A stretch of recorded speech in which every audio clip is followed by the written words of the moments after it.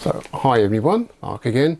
For those who might have seen my previous video where I was looking at a lens camera combination to take with me on holiday, I decided that ultimately I was going to take the old Nikon D200, which I really like because of all of its manual controls, but the lenses that I had were either sort of normal or long range. They weren't really able to do both. I don't want to keep swapping lenses. So I decided to plump for a Sigma 18 to 200. So it's got a compromise in the speed of the f settings. It's not that fast a lens. You certainly wouldn't use it in enclosed spaces like rooms or anything like that. But having tried it yesterday, I love it. I think it's a nice lens for the money. It cost me roughly about £65 including delivery, and I bought that from the London Camera Exchange. Other vendors are available and they sell a range of new and second user stock. So buying a used lens from a reputable dealer means that you should get a pretty good deal. You'll certainly save a lot of money on it. Now this lens was a non-HSM. What the heck does non-HSM mean?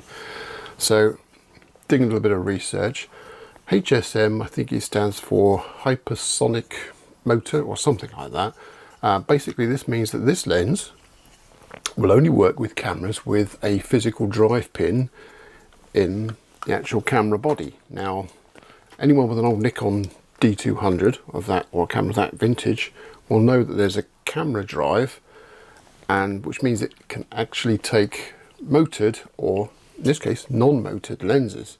So that was an important thing to note. But buying from a reputable dealer, camera dealer, shop, whatever, means that they deal with sending out lenses, camera bodies to the mail pretty much all the time, so you know that it's going to turn up okay. And this was delivered by a major transport company, but it was on the thing to actually hand it in person to a person at the other end, rather than just leave it on the doorstep and watch somebody walk off with it down the street. So that was a good thing. Now I took it out yesterday and tried it out, and it's okay.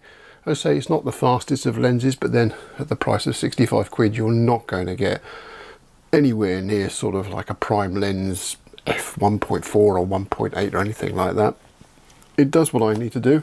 I only ever stick them on a computer screen, or I make a little video and put it on YouTube just for my own entertainment or for other members of the family to show where I've been or what I've been doing. So that was at its widest angle, which is in our back garden. And if it do that one, that was a close-up, and to be fair, I'm happy with the detail on there. It's still got nice color range on it. It's got the detail I want. I could use that in a video just to sort of like static shots to blend through to another one, so I'm happy with that. So far all good. So I'm going away, and that is going to be the lens I'm taking with me. So I just have one lens on the camera. I don't have to do any swapping. Only thing I will do is make sure I take a spare battery, because the battery in this camera is now old, and I don't want to be in a position where I get somewhere and the battery just goes bleh and you've got nothing. So that's the other thing, is always make sure you've got a spare battery with you. But other than that, happy days, and over and out on this one. Thanks for watching.